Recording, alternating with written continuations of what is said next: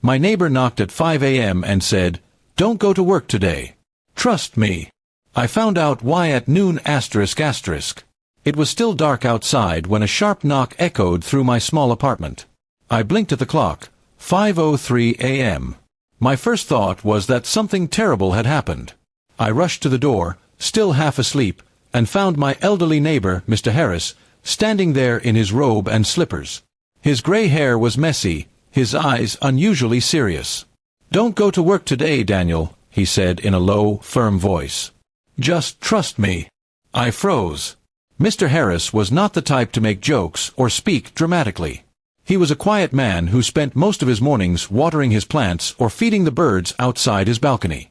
Seeing him like that, urgent, almost trembling, made me uneasy. "Is something wrong?" I asked. "Did something happen?" He shook his head slightly. "Just stay home, son. Please. You'll understand later." And before I could say another word, he walked back to his apartment and shut the door.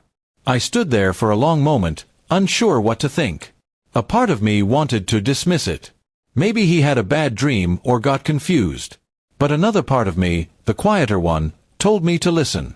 Mr. Harris had always looked out for me since I moved here 2 years ago. When my car broke down last winter, he helped me fix it. When I caught the flu, he brought me soup every evening. So, for reasons I couldn't explain, I called my office and said I wasn't feeling well.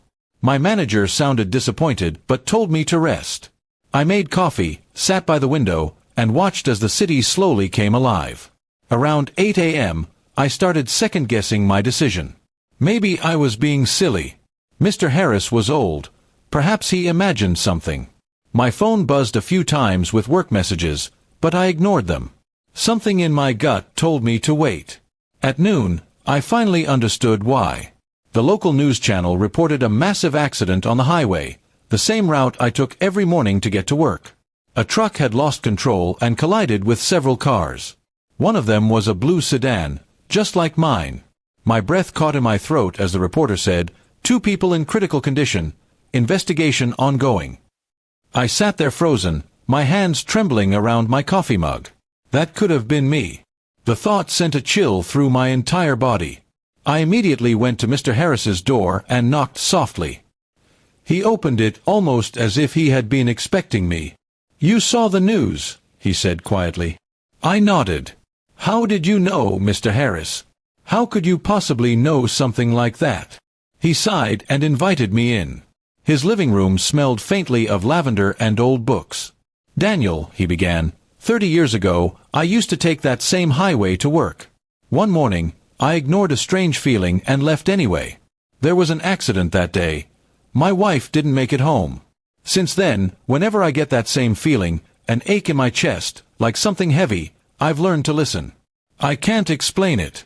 But I promised myself if I ever sensed it again, I'd try to keep someone safe. His voice trembled, but there was calm in his eyes. I didn't know what to say. I just sat there, quietly absorbing the weight of his story. "Maybe it's just coincidence," I whispered. "Or maybe it's something more." He smiled faintly. "Whatever it is, I'm just glad you stayed." That afternoon, as I returned to my apartment, I felt a strange mixture of gratitude and reflection. Life, I realized, often gives us warnings, not always through logic, but sometimes through people, instincts, or kindness that defies explanation. Over the next few weeks, I found myself visiting Mr. Harris more often. We'd share coffee on his balcony and talk about small things, weather, books, life choices. I never forgot that morning. It wasn't just about being saved from an accident. It was about being reminded that trust and connection still exist in a world that moves too fast. Sometimes the universe speaks softly, through the people who care enough to knock on your door at 5 a.m. Moral asterisk, always listen to the voices of care and intuition. Sometimes, trusting someone's concern can change your life. Communication and compassion often see what logic overlooks.